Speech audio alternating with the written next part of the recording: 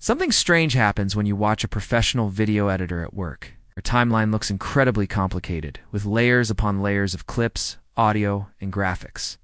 Yet, somehow, they fly through their edits, finishing in a fraction of the time it takes a beginner.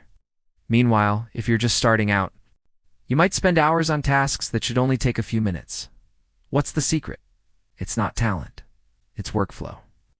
Professional editors don't just click around randomly. They follow a system. A repeatable process that makes their editing faster, cleaner, and ultimately more creative. Today, I'm going to reveal the exact editing workflow that pros use in Adobe Premiere Pro, a system that can instantly boost your editing speed and the quality of your final videos. And the best part is absolutely anyone can use it, even if you're a complete beginner. Imagine this. You open Premiere Pro and you know exactly what to do first.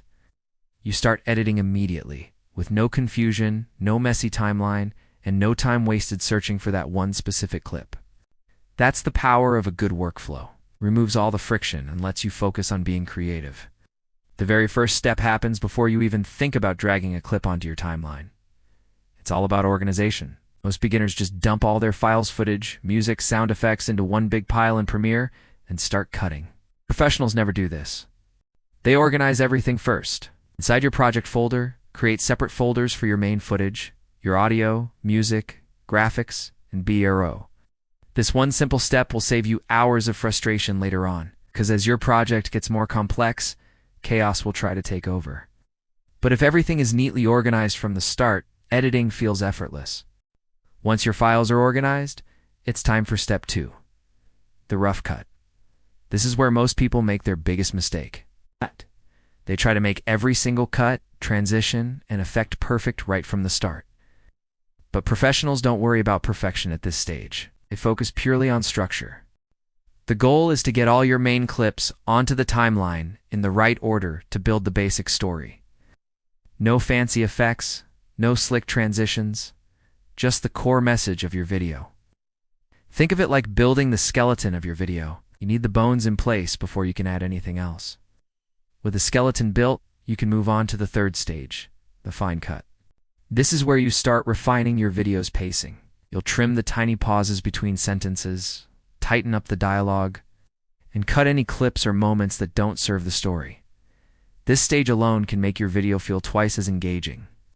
Pacing is everything when it comes to holding a viewer's attention. If your pacing is too slow, people will click away. But if it's fast and intentional, you'll keep them glued to the screen. Now, for the part most editors love, enhancement.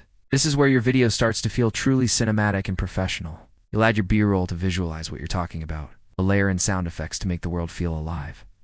You can add subtle zooms to emphasize key moments and sprinkle in motion graphics to highlight important information. These small details are what transform a simple edit into something special.